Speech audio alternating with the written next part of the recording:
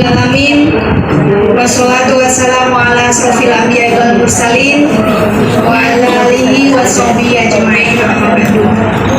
Bunda-bunda gabungan pengajian ibu-ibu daerah istimewa Yogyakarta yang saya hormati, kepada Ibu Ketua Umum, Ibu Ketua 1, Ibu Ketua 2, dan semua pengurus,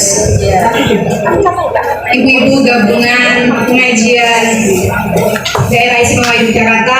Alhamdulillah masih semangat ya ibu-ibu? Masih. Ibu-ibu, saya agak sungkan sebenarnya, jadi ini saya sharing aja sifatnya ya ibu-ibu. Mohon maaf lahir batin sebelumnya. Alhamdulillah, marilah kita bersama-sama mengucap syukur kepada Allah Subhanahu wa Ta'ala karena sampai di hari ini kita masih diberi kesempatan untuk bersama-sama belajar bersama di dalam wadah GPI ini.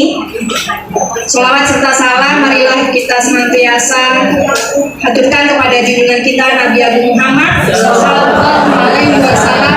Semoga Allah melimpahkan rahmat dan hidayahnya kepada kita semua sehingga kita bisa mendapatkan syafaat beliau di yaumil akhir. Amin.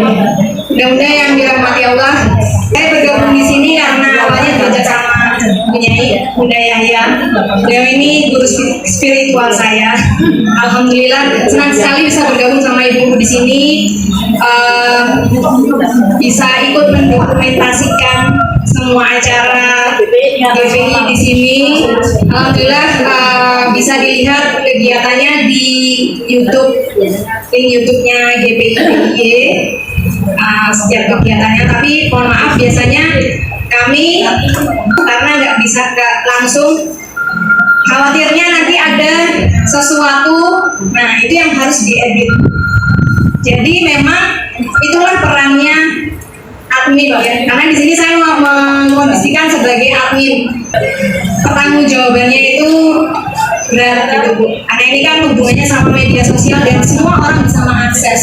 Gak cuma yang ada di dalam grup, tapi juga sampai keluar. Yang pertama yang ingin saya sampaikan yaitu ciri-ciri pengguna.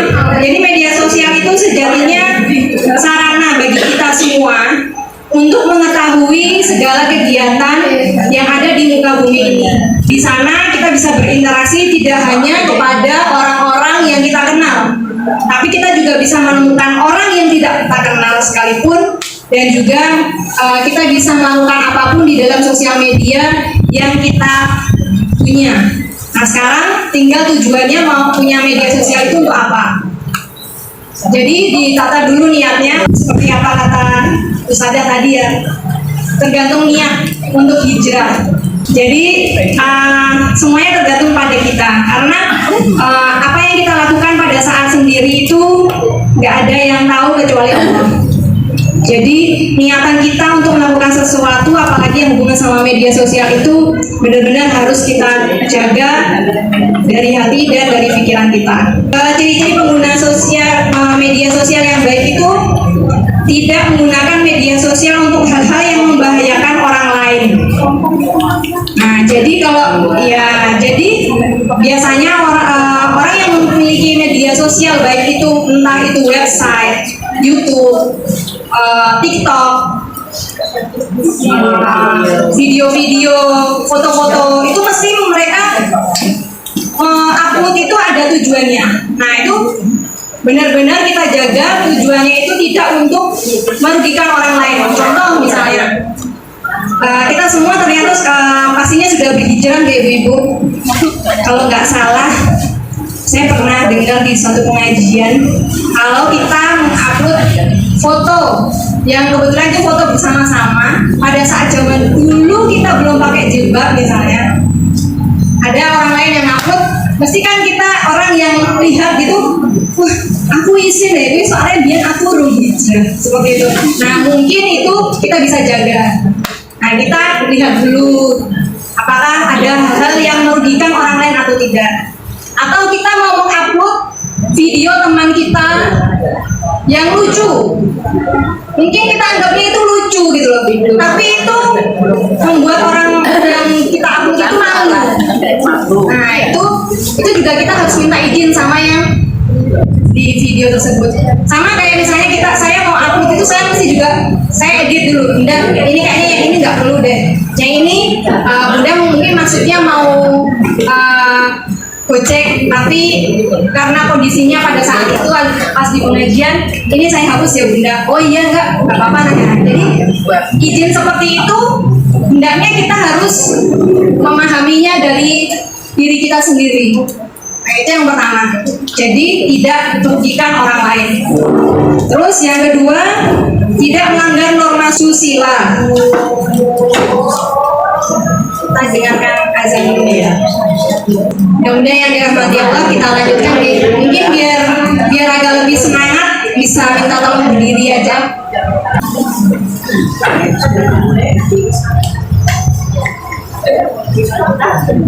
Tangan ke atas menggapai bintang, tangan ke samping burung yang terbang, tangan ke depan ikan berenang, jari yang 10 untuk tepuk tangan. Tangan jari 1, tepuk jari 2, tepuk jari 3, tepuk jari 4, tepuk jari 5, berbunyi semua. Mari kita perhatikan, belajar bersama. Terima kasih. Kita nanti mau praktek untuk menggunakan bagaimana cara efisien. Oke, saya lanjutkan gitu.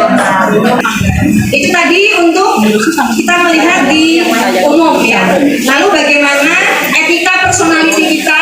Nah, yang pertama dan yang utama itu adalah tabayun, seperti yang tadi yang disampaikan oleh Ustazah tadi. Tabayun, saring sebelum sharing.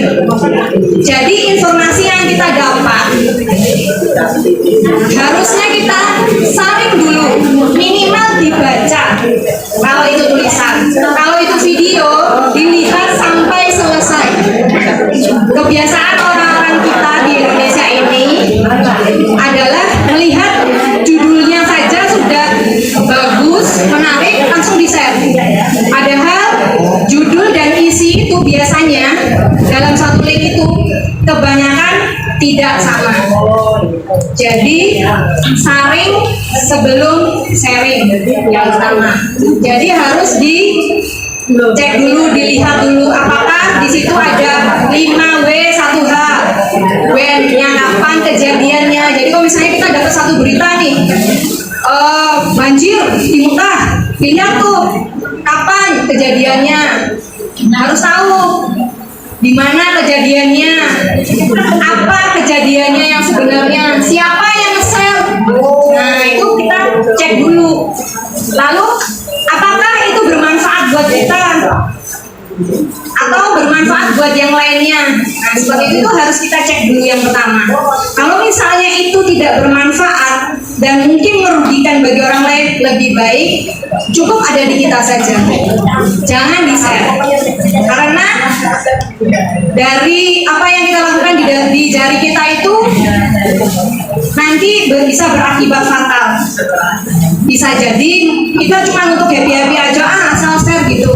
Ternyata orang yang terima menggunakan itu untuk kegiatan yang penipuan, penyelewengan, atau untuk mempermalukan orang lain. Misalnya gini, saya sama Bu Yaya misalnya, saya tahu nih semua video-videonya Bu Yaya, terus menurut saya lucu, saya share. Tapi orang yang lihat karena itu di dalam majelis, ada orang yang di dalam majelis itu mungkin tidak suka sama budayanya. Nah, terus setelah itu orang yang nggak suka itu nge-share dengan dikasih kata-kata yang baik. Nah itu hati-hati. Itu yang pertama, saring sebelum sharing. Lalu yang kedua, tidak menebarkan kebencian, provokasi, apalagi fitnah. Karena fitnah lebih kejam daripada pembunuhan, katanya begitu. Tapi sepertinya memang iya. Sekarang sudah bukan mulutmu harimaumu, tapi jarimu harimaumu. Nah itu harus benar-benar kita pahami untuk kita hati-hati sekali dalam share. Lalu yang ketiga, tidak semua hal bisa kita posting. Kenapa begitu? Karena kalau kita posting sesuatu, itu kita harus lihat seperti tadi di dalam grup GPI itu kan grup WA-nya ada 5 ya. Saya malah kaget baru tahu ternyata 5. Masya Allah ya, sudah menyediakan media komunikasi untuk ibu-ibu di sini itu sudah dengan berbagai cara. Nah, kita harus bisa melakukannya itu dengan postingnya tuh nggak semuanya gitu. Maksudnya ada satu postingan bagus, wah ini misalnya Ustadz favorit, misalnya Cak Nun lagi ceramah, terus karena grupnya itu ada 5, nah semua 5-nya tuh di WA semua, share semua. Ada bu, saya punya teman yang seperti itu. Nah itu berarti belum bisa mempunyai etika dalam bermedia sosial. Kan kita sudah tahu tadi seperti yang dijelaskan di kesepakatan tadi bahwa itu hanya bisa di Asabiul Khairat misalnya seperti itu. Nah itu namanya kita harus memahami bahwa tidak semua bisa diposting. Dan di sini biasa kebetulan saya juga admin di dalam beberapa grup WA. Ada beberapa yang grup WA itu dikunci. Dalam artian dikunci itu hanya admin yang bisa share, yang sifatnya hanya informasi satu arah. Ada satu yang seperti itu modelnya.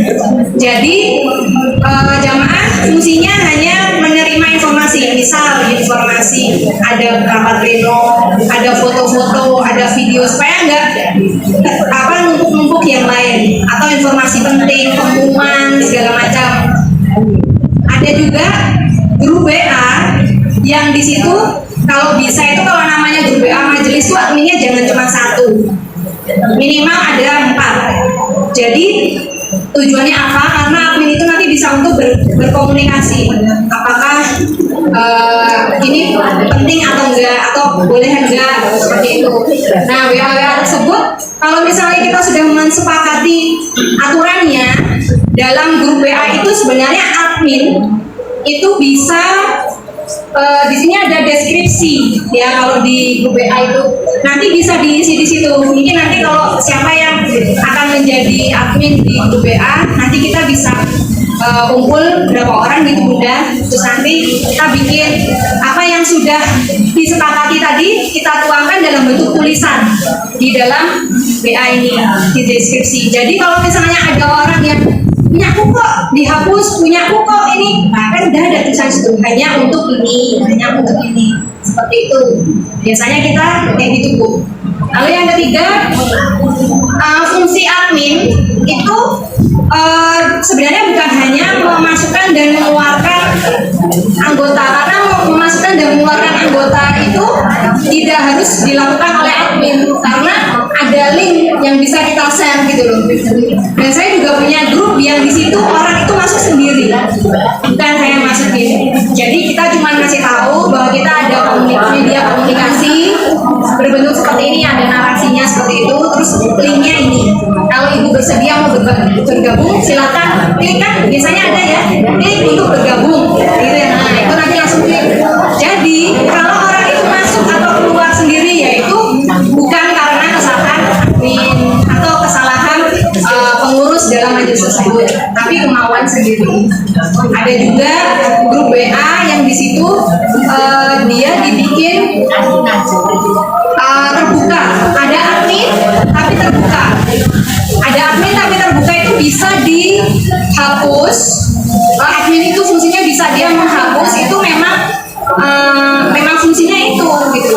Dia menjaga kestabilisan dari komunikasi di dalam grup. Memang itu tanggung jawab dari admin. Kenapa? Karena entah itu WA ataupun Telegram itu sebenarnya semuanya sudah ada tergabung di Kementerian IT ya. Nah itu kalau misalnya ada sesuatu yang tidak pas atau menurut pemerintahan itu tidak baik, itu nanti yang ditegur pertama kali adalah admin. Jadi admin memang bertanggung jawab di situ. Jadi kalau misalnya tidak berkenan untuk dihapus, mungkin caranya bisa dengan alternatif admin yang mengingatkan kepada orang yang mengirimkan. Nah, Ya itu juga kerelaan dari bunda-bunda yang menerima surat cinta dari admin itu untuk menghapus seperti itu. Jadi untuk menghapus itu biasanya kalau bunda-bunda ngirim ke grup itu kan di blog, terus nanti ada hapus untuk sendiri, hapus grup, hapus untuk saya. Nah itu yang diklik adalah hapus untuk grup, bukan hapus untuk saya. Kalau hapus untuk saya itu ya hanya kita sendiri yang ada, tapi di grup masih ada. Ya seperti itu. Nanti itu bisa dipraktekkan, atau kalau mestinya benar-benar juga bawa HP kan. Ya nanti kalau misalnya ini bisa dipraktekkan seperti itu. Terus selanjutnya yang terakhir, media sosial itu harusnya berfungsi sebagai media dakwah. Dakwah itu bukan hanya bersifat agama, tapi semua hal kebaikan atau amalia itu adalah dakwah. Mungkin begitu benar ya Ustazah ya. Jadi semuanya bisa menjadi media dakwah. Contoh misalnya, ibu-ibu merekam acara berkumpulan ini, terus nanti di-share di Facebook misalnya. Berilah tulisan yang baik. Alhamdulillah di dalam grup GPI ini pengajian bisa memakmurkan untuk pengajian ibu-ibu gini. Nah, jadi orang tuh apa sih sebenarnya GPI? Nah, seperti itu. Jadi itu namanya dakwah gitu loh. Seperti itu. Atau kalau misalnya nggak punya Facebook, nggak ada WA misalnya, dakwahnya bisa lewat status misalnya. Nah, saya sering lihat status beberapa ibu-ibu di sini yang kebetulan sudah berteman dengan saya sudah punya nomornya. Saya biasanya suka tukeran gitu ya Bu. Tukeran Bu minta yang ini dong, saya seperti itu. Itu bisa. Nah itu pun juga bisa nggak hanya dipakai untuk kepentingan dakwah, tapi bisa juga dipakai untuk jualan. Nah kebetulan saya juga ada komunitas marketing online juga. Nah itu lebih mengajarkan kepada bagaimana berjualan lewat online. Jadi kita sebagai ibu rumah tangga ya kita di rumah, tapi tetap ada bisa penghasilan keluar ya. Hanya memasang status. Nanti ada triknya gitu. Itu 4 poin itu. Kalau untuk tadi mengenai masalah menghabiskan kuota, itu sebenarnya bisa dicek ya. Jadi mungkin ibu bisa buka HP-nya, kita praktek mungkin. Kita buka WA. Ini kita buka WA. Ini kita menghapus sampah-sampah yang tidak pernah kita sadari bahwa itu adalah sampah. Yang istilahnya kalau kita punya rumah, WA itu adalah rumah kita. Itu kita punya debu. Yang debu itu dari pintu. Jadi ada orang masuk, orang keluar itu kan meninggalkan debu. Nah itu caranya di dalam WA itu ada titik 3 di sebelah kanan atas. Ini diklik pojokan, lalu klik setelan.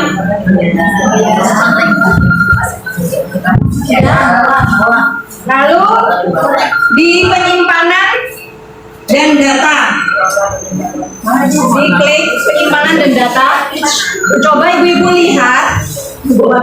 Di situ ada tulisannya penggunaan jaringan. Coba ibu ada berapa jumlahnya penggunaan jaringan? Oh 9,5 GB. 9,5 GB itu banyak sekali loh Bu. Itu bisa memuat foto ratusan gitu. Video banyak sekali. Nah itu adalah sampah. Sebuahnya gimana? Ya karena pintu dibuka. Jadi ini nih pintu dibuka itu kan debu bisa masuk karena angin. Nah itu sama dengan kita buang sampah. Caranya kita buang.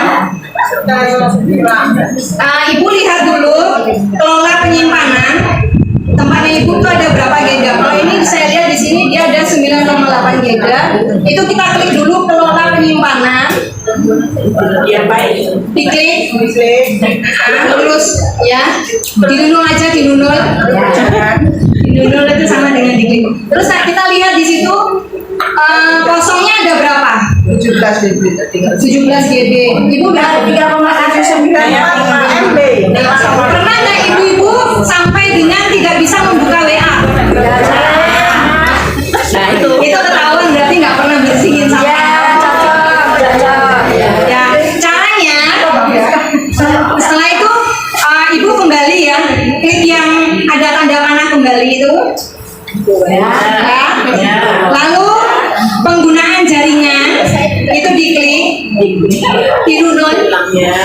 Lalu di ataskan sampai pol itu ada tulisannya setel ulang statistik. Lihat di bawah sendiri, paling bawah. Itu diklik di nunul 1 kali. Nah, itu ada tulisannya setel ulang statistik penggunaan jaringan batal setel ulang. Di nunul setel ulang. Nah, sekarang di sini tadi penggunaannya ini ada 98 GB tadi. Sekarang 0. Ya, berarti sekarang sudah bersih. Ibu bisa melakukan itu seminggu 2 kali. Jadi nggak perlu ngapusin satu-satu. Nggak perlu waktu berjam-jam untuk hapus. Itu salah satu caranya. Enggak, itu yang hilang hanya sampahnya aja, debu-debunya saja. Nah, bisa dilihat di kelola penyimpanan. Itu nanti sudah nggak ada. Ya, sekarang yang kedua caranya itu tadi untuk membuang sampah. Lalu biasanya kan ibu-ibu kalau di WA itu settingan WA dari pabriknya itu semuanya kan otomatis unduh. Betul? Nah, itu sebenarnya merugikan kita sendiri, Bu. Dan mungkin itu yang sering menyebabkan sesama anggota di dalam grup itu, "Pak, kok senane nge-share ora penting loh." Sebenarnya itu bisa diatasi. Jadi kita tidak perlu mengunduh otomatis. Hanya kita unduh yang sekiranya nanti kan bisa kelihatan, oh ini ketoknya ono fotoku, nah itu baru diunduh. Oh ini videonya ketoknya penting, itu baru di download. Nah seperti itu caranya. Itu ibu buka WA seperti ini tadi, terus ada titik 3 tadi, diklik lagi, lalu setelan. Sudah. Lalu penyimpanan dan data. Ya. Itu tadi ada unduh otomatis media. Nah, di sini ada tulisannya pesan suara selalu diunduh secara otomatis. Mungkin yang lainnya ada tulisannya foto, video, kita unduh secara otomatis. Coba punya Ibu. Coba punya Ibu apa?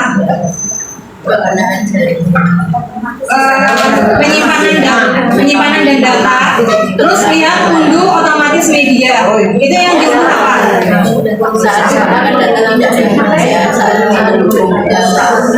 Nah itu tulisannya apa? Di bawahnya itu setelah tulisan saat menggunakan data seluler, foto, video, audio. Nah, itu berarti semua yang tertulis di situ itu akan terunduh otomatis. Caranya supaya tidak cepat penuh, itu kita setting tidak unduh otomatis. Jadi pertama yang tadi penyimpanan dan data tadi dilihat di unduh media otomatis media tadi. Kita nunul saat menggunakan data seluler. Nunul sekali ya Bu. Lalu ada centang-centang ini. Nah ini centangnya dihilangin semua. Caranya dinunul aja sampai tidak berwarna. Sampun. Kalau sudah di oke. Nah itu ada 3 yang unduh otomatis itu 3-3-nya diperlakukan seperti itu. Saat terhubung dengan WiFi, semua media ini saya klik itu semua jadi 0, nggak ada yang terunduh otomatis seperti ini. Saya oke. Lalu yang satunya lagi saat roaming, ini saya klik semua. Itu juga dikosongin semua. Lalu oke. Ya itu udah benar, itu sudah sesuai. Oke.